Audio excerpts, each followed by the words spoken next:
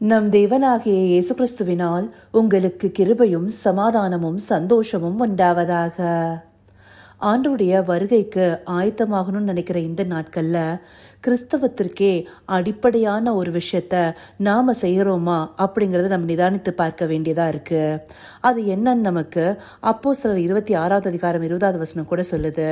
அப்போஸ்தலர்கள் தமஸ்கு, எருசலேம், யூதா மற்றும் புறஜாதிகளுக்கு போயிட்டு அவங்கள மனம் திரும்பி குணப்படவும் மனம் திரும்புதலுக்கேற்ற கிரியைகளை செய்யவும் வேண்டும்னு அறிவிச்சிருக்காங்க இல்லையா?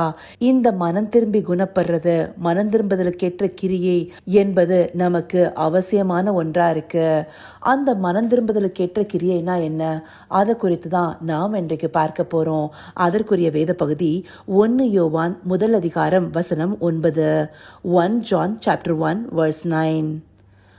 நம்முடைய பாவங்களை நாம் அறிக்கையிட்டால் பாவங்களை நமக்கு மன்னித்து எல்லா அநியாயத்தையும் நீக்கி நம்மை சுத்திகரிப்பதற்கு அவர் உண்மையும் நீதியும் உள்ளவராய் இருக்கிறார். இந்த வசனத்துல மனம் திரும்புதலுக்கேற்ற அந்த கிரியை சொல்லப்பட்டிருக்கு. அதாவது நம்முடைய பாவங்களை நாம் அறிக்கையிட்டால். அப்போ பிரதானமா கிறிஸ்தவத்திற்கு அடிப்படையான விஷயம் என்னது?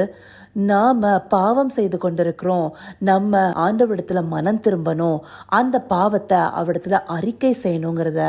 ஏன்னா அநேகம் பேரு பாவம் செய்து கொண்டிருக்கோங்கிற அந்த உணர்வே இல்லாம இருக்காங்க.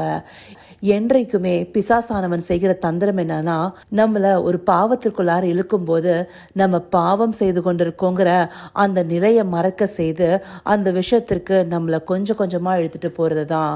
உதாரணமா எடுத்துட்டோம்னா, தாவீது முக்கியமான 2 குற்றங்களை பண்றாரு. விபச்சார குற்றமும் சரி, அதே போல கொலை குற்றமும் சரி. அத அவர் செய்து கொண்டிருக்கோங்கிற அந்த மன உறுத்தல் இல்லாம இருக்காரு. அதனால்தான் தேவன் நாத்தான் எனும் தீர்க்கதரிசியை அனுப்பி அவர் செய்த பாவத்தை அவருக்கு உணர்த்துறாரு. அப்படி உணர்த்தப்படும் போது தாவீது மனம் கசந்து அழுது அவர் பாவங்களை அறிக்கை செய்கிறார் இல்லையா? அப்படி அறிக்கை செய்துதானே அவர் தேவனிடத்துல இரக்கம் பெறுகிறவரா இருக்காரு. நீதிமொழிகளும் நமக்கு அதை தானே சொல்லுது. நீதிமொழிகள் 28வது அதிகாரம் 13வது வசனம், தன் பாவங்களை மறைக்கிறவன் வாழ்வடைய மாட்டான், அவைகளை அறிக்கை செய்து விட்டு விடுகிறவனோ இரக்கம் பெறுவான். அப்போ நாம பாவங்களை அறிக்கை செய்து விட்டுவிட வேணும். நிறைய நேரங்கள்ல நமக்கு பாவம் இல்லைன்னு நினைச்சிட்டு இருக்கோம். பாவம் இல்லாம எந்த மனுஷனுமே இருக்க முடியாதுங்கிறத நமக்கு வேதம் காண்பிக்குது. அது நாமே நிதானிச்சு பார்க்கும் போதே புரியும். அப்படி நமக்குள்ள பாவம் இல்லைன்னு நம்ம நினைச்சிட்டு இருந்தோம்னா நம்மள நாமே வஞ்சிக்கிறோம். சத்தியம் நமக்குள்ள இருக்காதுன்னு சொல்லிட்டு இதே 1 யோவான் 1 அதிகாரம் 8வது வசனத்துல காண்பிக்கப்பட்டிருக்கு. அதே போல நாம பார்த்த வசனத்துக்கு அடுத்தபடியா இருக்கிற 10வது வசனத்திலையும் நம்ம பாவம் செய்யலன்னு சொன்னோம்னா நாம தேவனையும் பொய்யராக்குறோம், அவருடைய வார்த்தை நமக்குள்ள இருக்காது அப்படின்னு சொல்லப்பட்டிருக்கு. தேவன் இந்த உலகத்திற்கு எதற்காக இறங்கி வந்திருக்காரு? நம்மள பாவத்திலிருந்து மீட்கிறதுக்கு. அந்த பாவமே நமக்குள்ள இல்லைன்னு நினைச்சிட்டு இருக்கோம்னா நம்மையே நம்ம ஏமாத்திட்டு இருக்கோம். அது மாத்திரம் இல்லாம தேவனையும் பொய்யராக்குறோம்னு சொல்லிட்டு வசனம் தெளிவா காண்பிக்குது. அந்தபடி தேவன் எப்படி ஒளியில இருக்கிறாரோ அதே போல நாமும் அவரோடு கூட ஐக்கியப்பட்டிருக்கோம்னா நம்ம பாவங்கள் நீங்கி சுத்திகரிக்கப்பட்டிருக்கணும். அந்த பாவம் நீக்கப்படுறதற்கு முதலாவதாக நான் பாவம் செய்திருக்கேன் அப்படிங்கிற உணர்வு வந்து மனம் திரும்புதலுக்கு ஏற்ற கிரியையான இந்த பாவங்களை அறிக்கை செய்கிறது முக்கியமா இருக்கு. இது நம்ம பழைய ஏற்பாடுல சில காரியங்களை வைத்து பார்த்தோம்னா கூட எரேமியா 3வது அதிகாரம் 12வது வசனத்துல, நீ போய் வடதிசையை நோக்கி கூற வேண்டிய வார்த்தைகள் என்னவென்றால், சீர்கெட்ட இஸ்ரவேலே திரும்பு என்று கர்த்தர் சொல்கிறார், நான் உங்கள் மேல் என் கோபத்தை இறங்க பண்ணுவதில்லை, நான் கிருபையுள்ளவர் என்று கர்த்தர் சொல்கிறார், நான் என்றென்றைக்கும் கோபம் வைக்க மாட்டேன். அப்போ நம்ம மனம் திரும்பி அந்த பாவத்தை அறிக்கை பண்ணி ஆண்டவரிடத்துல சீர்பொந்தனோம்னா தேவன் நமக்கு கிருபையுள்ளவரா மனம் இறங்கி நம்ம மேல கோபத்தை காண்பிக்க மாட்டேன்னு சொல்றாரு. அவர் சொன்ன வார்த்தைகளை சரியாக செய்யறதற்கு அவர் எவ்வளவு உண்மையுள்ளவரா இருக்காரு. அதே போல தானியேலை பத்தி நம்ம எல்லாருக்குமே தெரியும். அவர் தேவனிடத்துல எவ்வளவு நெருக்கமா இருந்திருக்காரு. அப்படி இருந்தவரே தன்னுடைய பாவங்களையும் தன்னுடைய ஜனங்களுடைய பாவங்களையும் அறிக்கையிட்டு தேவனிடத்துல நோக்கி விண்ணப்பம் பண்ணேன்னு சொல்லிட்டு தானியேல் 9வது அதிகாரம் 20வது வசனத்துல சொல்றாரு.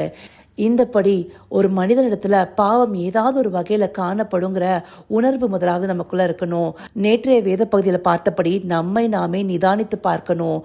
தேவனிடத்துல நம்முடைய இருதயத்தை ஆராய்ந்து அறிந்து கொள்ள ஒப்பு கொடுக்கணும். தேவனுக்கு வேதனை உண்டாகிற வழி நம்ம இடத்துல இருந்தா அதுல இருந்து நம்மளை மாற்றும்படி நாம் அவரிடத்துல இருந்து கெஞ்சி இரக்கம் பெறுகிறவர்களாக இருக்கணும்.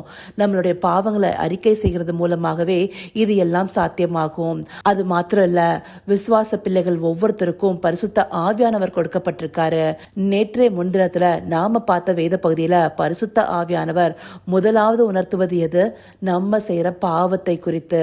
அப்படி அவர் நம்முடைய பாவத்தை குறித்து உணர்த்தும் போதே நாம அதை தேவனிடத்துல அறிக்கையிட்டு அதிலிருந்து விலகி வர்றதற்கு ஆயத்தமா இருக்கணும். இந்த ஆயத்தம் எல்லாம் நமக்குள்ள காணப்படும் போதுதான் தேவனுடைய வருகையில காணப்படுறதற்கான ஆயத்தம் நம்ம இடத்துல வந்திருக்குங்கிறத நாம புரிந்து கொள்வதற்காக தேவன் இந்த பகுதிகளை நமக்கு காண்பிச்சிருக்காரு. அதற்காக அவருக்கு நன்றி தெரிவிப்போமா? கர்த்தாவே, தேவாதி தேவனே, உமக்கே இந்த வேலை நன்றி செலுத்துகிறோம் ராஜா. அப்பா, மனம் திரும்புதலுக்கேற்ற கிரியையான பாவங்களை அறிக்கை செய்கிற குணம் எங்களுக்கு வேண்டும் தகப்பனே. அப்பா, நாங்கள் பாவமர இருக்கோன்னு சொல்லிட்டு உணர்வற்றவர்களாக இருக்கக்கூடாது தகப்பனே. எங்கள் இருதயம் குணப்படும்படிக்க எங்களுடைய பாவங்களை நாங்கள் உணர்ந்து அந்த பாவத்தை உம்மிடத்துல அறிக்கையிட்டு அதை விட்டு விடணும் தகப்பனே. ஆம் ராஜா, இந்த நாளில் எங்களை அடிமைப்படுத்தி வைக்கிற இந்த பாவ கட்டுகள்ல இருந்து நாங்கள் விடுதலை ஆவதற்கு எங்கள் பாவங்களை உடைய சமூகத்தில் அறிக்கை செய்கிற இருதயத்தை எங்களுக்குள்ள கொடுங்க தகப்பனே.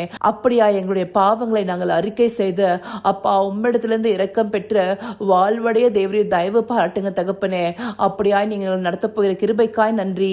சகலவித துதி மகிமை கனம் யாவும் ஒருவருக்கே செலுத்துகிறோம். இயேசு கிறிஸ்துவின் மூலமாய் வேண்டிக் கொள்கிறேன் பிதாவே. ஆமென், ஆமென்.